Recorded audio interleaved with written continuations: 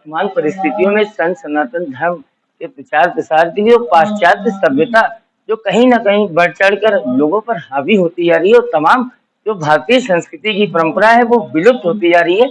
ऐसे में अगर बीड़ा उठाने की बात करें तो सीताराम पंचवटी आश्रम के संचालक पंडित रविशंकर गुरु भाई ने जिस तरीके से पाश्चात्य सभ्यता को कहीं न कहीं खत्म करके पुनः भारतीय परंपरा को लोगों के अंदर एक जगाने का बहुत बड़ा अभियान चलाया है।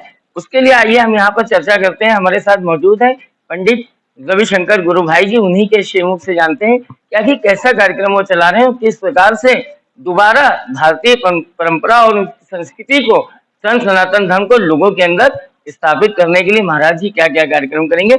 आइए महाराज जी से जानते हैं। महाराज जी प्रणाम। आप यहाँ गोंडा है, हम लोगों का सौभाग्य है, पार्थिव पूजन हो रहा था। आपसे ये जानना चाह रहे हैं कि किस प्रकार से कार्यक्रम आप चला रहे हैं और क्या क्या कार्यक्रम आपका चल रहा है। इस समय तो श्रावण है, तो देवाधिदेव महादेव के पार्थिव पूजन शिव पुराण के माध्यम से धार्मिक जागृति हमारी चारों तरफ फैले और हमारे लोग अपनी संस्कृतियों को जान सके, पूजन पद्धति जान सके, उसी क्रम में ये लगातार अभियान चल रहा है। अभी इससे पहले कानपुर में हो रहा था, फिर गोंडा में कार्यक्रम हुआ, फिर सुल्तानपुर होता हुआ काशी में एक दिव्य कार्यक्रम है 4 अगस्त से 11 अगस्त तक। और 11 अगस्त को हम लोग अंतर्राष्ट्रीय शिव संवाद कर रहे हैं, जिसमें देश देशांतर के कई प्रदेशों को लोगों को बुला करके हमारी संस्कृति क्या थी, उसका वैभव क्या था और वर्तमान परिस्थितियों में क्या है और इसको कैसे उच्चतम स्तर तक हम ले जाएं, इस पर हम लोग संवाद करेंगे। यही आश्रम लगातार कई क्षेत्रों में काम कर रहा है। जो समागम होगा, कार्यक्रम होगा, उनमें मुख्य रूप से किन किन राज्यों से लोग वहाँ शामिल होंगे। कई राज्यों से कम 10 राज्यों से लोग आने की उम्मीद है और कई दूतावासों को भी हम लोगों ने संपर्क किया है। इसके अलावा कई विदेशी भी आवेंगे, जिनको हम ये बता पाएंगे कि हमारी संस्कृति का भाव क्या रहा। वसुंधैव कुटुंबकम केवल भारतीय संस्कृति ही बता पाई। हम लोग पूजन करते हैं, अभी हजारों लोग उन्होंने पूजन किया और यही कहा विश्व का कल्याण हो। तो सनातन संस्कृति जो पूरे विश्व का कल्याण चाहती है, यही भाव हमें पूरे विश्व को बताना है। कहीं आपके कदम भारत को विश्वगुरु बनाने की ओर तो नहीं है? नहीं, भारत विश्वगुरु था, है और रहेगा। उसको हम लोग क्या बनाएंगे, वो तो है, बना बनाया है। और बस ये है कि जो थोड़ी बहुत उदासीनता आई थी, वो हम लोग का कर्तव्य है कि उस उदासीनता को दूर करके और फिर चैतन्यता, नई उमंग दी जाए। अक्सर देखा जाता है महाराज जी की शुरुआत से ही बच्चों को कहीं न कहीं किसी ऐसे विद्यालय में डाल दिया जाता है जहाँ कहीं भारतीय संस्कृति का आता पता ही नहीं। तमाम बच्चों को पाश्चात्य सभ्यता को लेकर, जिसे सोशल मीडिया है और तमाम माध्यम है, जिससे उनका ध्यान भी भटक रहा है, वो अपने धर्म से अलग जा रहे हैं। क्या उसके लिए भी आपकी कोई ऐसा कार्यक्रम चल रहा है इसमें छोटे बच्चों को कोई शिक्षा दीक्षा दी जा रही है? हाँ, आश्रम की संस्कार शालाएं चल रही हैं और कई क्षेत्रों में जिसमें गरीब बच्चों को निःशुल्क शिक्षा दी जा रही है, पढ़ाई के साथ संस्कार भी।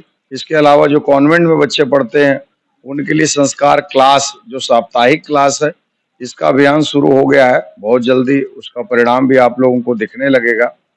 तो हम लोग शिक्षा के क्षेत्र में काम कर रहे हैं और मैं कहूँगा जो बुद्धिजीवी हैं या सामर्थ्यवान लोग हैं, उनको इस तरह के विद्यालयों की स्थापना करनी चाहिए, जिससे क्रिश्चियन और कॉन्वेंट का ये जो मकड़ जाल बुन गया है, ये हम तोड़ सकें और भारतीय संस्कृति अपनी शिक्षा पद्धति में ला सकें। विद्यालय की तो बात अलग रही, लेकिन अक्सर देखा जाता है कि सीमा क्षेत्रों में कहीं न कहीं धर्मांतरण की तमाम घटनाएं सामने आई हैं, जिसमें हिंदू धर्म के लोगों को कहीं न कहीं दूसरे धर्म से जोड़ने की तमाम प्रक्रियाएं चली हैं। ऐसे में क्या आपने कोई ऐसा कार्यक्रम चलाया है जिससे जो लोग धर्मांतरण की ओर भाग रहे हैं, उनको पुनः स्थापित करने? देवी पाटन मंडल में खासकर बहराइच, श्रावस्ती, बलरामपुर, इन जिलों में आश्रम लगातार सीमा पर सक्रिय है और संस्कारशाला के माध्यम से और अन्य गतिविधियों के माध्यम से, चाहे वो चिकित्सा क्षेत्र हो, उन माध्यमों से आश्रम काम कर रहा है। अभी धर्मांतरण की कुछ सूचना हम लोगों को मिली थी गांव में, वहां तुरंत संस्कारशाला की घोषणा हुई और सांस्कृतिक कार्यक्रम संपन्न कराए गए। तो ये इस पर नजर है हम लोगों की और तेजी से आश्रम इस पर कार्य कर रहा है और सक्रिय भी है। महाराज जी, देखा जाता रहा है कि तमाम धार्मिक स्थलों पर जो बाहर से तीर्थ यात्री आते हैं, संत आते हैं, तमाम प्रकार के लोग आते हैं, निरीह गरीब परिवार से कई ऐसे लोग हैं, राहगीर हैं, जिनको कहीं ना कहीं भोजन की भी परेशानी सामने आ जाती है।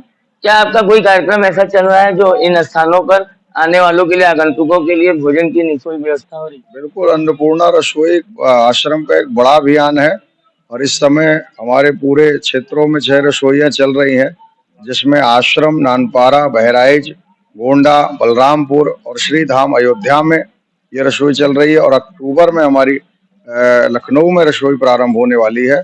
हम लोगों की कोशिश है कि प्रत्येक जिलों में हम लोग मुख्यालयों पर एक-एक रसोई चालू कर पावें और सूखा अन्न क्षेत्र पर भी हम लोग काम कर रहे हैं। बाढ़ इत्यादि पर भी जहाँ पर ऐसा कोई संकट आता है, उस समय हम लोग सूखा अन्न क्षेत्र चला कर के काम कर रहे हैं।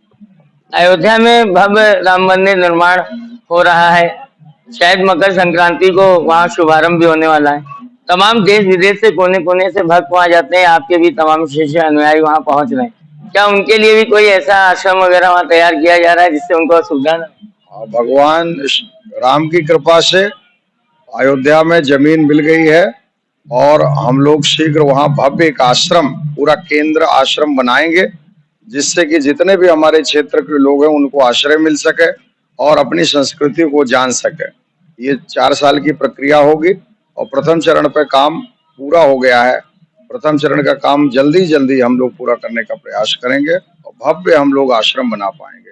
पूरे जनमानस का सहयोग मिल रहा है लोगों को, कम या ज्यादा अलग विषय है, लेकिन वो मिल रहा है। महाराज जी, आपने पार्थिव पूजन कराया, शिव महापुराण कथा सुनाई, कैसा रहा आपका कार्यक्रम? बहुत सुंदर। धर्म सबके अंदर है, बस थोड़ा सा जगाने की आवश्यकता है। रोज 6 बजे से पार्थिव पूजन होता, आज 5:30 बजे बुलाया गया और लोग 5 ही बजे से आने लगे। यानी इतनी चैतन्यता लोगों में है, बड़े भाव से लोगों ने किया, तो हम लोग वही प्रयास कर रहे हैं। बहुत सुंदर अनुभव रहा। क्या लगता है आपके अभियान का कहीं ना कहीं असर दिखने लगा? नहीं, अभियान सतत चलता, हमारे ऋषि मुनियों का ही अभियान है। हम लोग तो साथ में चल रहे हैं।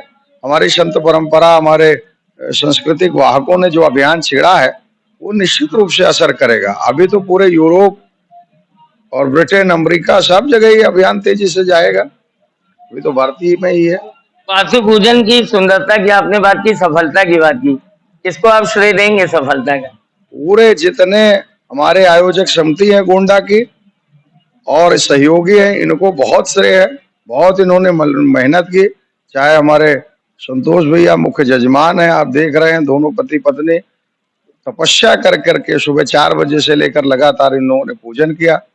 पूरा परिवार इनका लगा रहा, पूरा आयोजक मंडल के बच्चे लगे रहे। तो इन सब लोगों को श्रेय है और देवादिदेव महादेव की कृपा है और इनको श्रेय है। जैसा कि अभी आप सुन रहे थे कि पंडित रविशंकर गुरु भाई जी, गुरु महाराज जी जिस तरीके से बता रहे थे कि ये महाअभियान छेड़ा जा रहा है, जिसमें तमाम प्रकार से संत सनातन धर्म और भारतीय संस्कृति और हिंदू परंपरा, देवी देवताओं की परंपरा को लोगों में जगाने के लिए तमाम कार्यक्रम किए जा रहे हैं। ऐसे में चाहे वो मां अन्नपूर्णा रसोई हो, चाहे संस्कारशाला हो, चाहे बनारस का समागम हो, अगर देखा जाए तो ऐसे संतों ने अब खुद बीड़ा उठा लिया है कि भारत को विश्व गुरु बनाने में किस प्रकार से वे अग्रसर होंगे। फिलहाल जिस तरीके से प्रधानमंत्री नरेंद्र मोदी ने भारत को विश्व गुरु बनाने के लिए तमाम बातें कही और तमाम प्रयास किए, ऐसे में महाराज श्री का ये कदम कितना आगे कारगर साबित होगा और कितना इसका लाभ लोगों को मिल रहा है, ये भविष्य में पता चलेगा। मैं गोंडा से अंकुर गर्ग, देवीपाटन सर्कल न्यूज।